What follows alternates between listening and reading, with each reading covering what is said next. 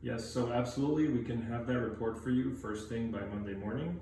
We took a lot of time and care in making sure that all the numbers are accurate. Yes, well, absolutely. Thank you. Always happy to help, and I can't wait to speak to you then. Have a great day. Goodbye. Well, Mr. Lucas, yet another power meeting. That was another success, wasn't it? Working from home sure has its benefit, folks. And like most people, we're all working from home these days. Right, Mr. Lucas? So I'd like to talk to you really quickly about the home office deduction and what it entails. The home office deduction is basically taking a part of your home. As you see here, in the home office setting, you would take a part of the cost of the home and be able to deduct it on your tax return and receive tax benefits from it. Now you might be asking yourself, well, do I really get to claim this part of the home? Actually, for me, in my personal situation, I would not be able to deduct my home even though I'm actually doing work from home. And there's specific reasons why not. But you should understand first the rules of the home office. So the home office has to have regular and exclusive use. So I'm not here regularly and I'm not exclusively using this space as a business space. As you can see, I have many personal effects here, and it just so happened that our office is under construction, so I'm here temporarily. I'm not working here on an ongoing basis. Additionally, I have a place where I do most of my work all the time, so this is not my principal place of business. So that's why I particularly wouldn't qualify. Additionally, you should know that these days many people won't no longer qualify for the home office because they're employees.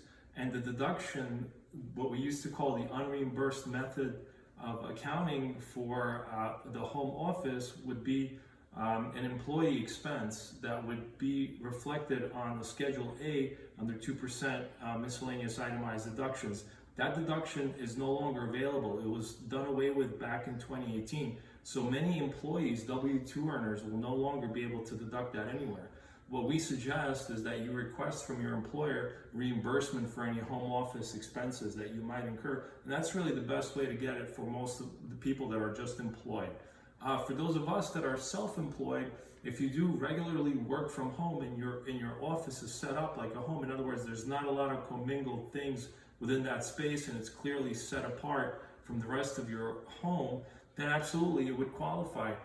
Not every situation does. It still has to be tactfully set up. There's ways to audit-proof the home office, but that's where we can definitely help you. We can set it up to make sure that it's audit-proof for your deduction, and we would put it through your business the way it is done appropriately. If it's an S-Corp, it would be handled one way. If you're doing business as a sole proprietor or a self-employed individual such as an LLC, a single-member LLC, it would be handled separately and differently. But in essence, we would still make sure that you get the full deduction.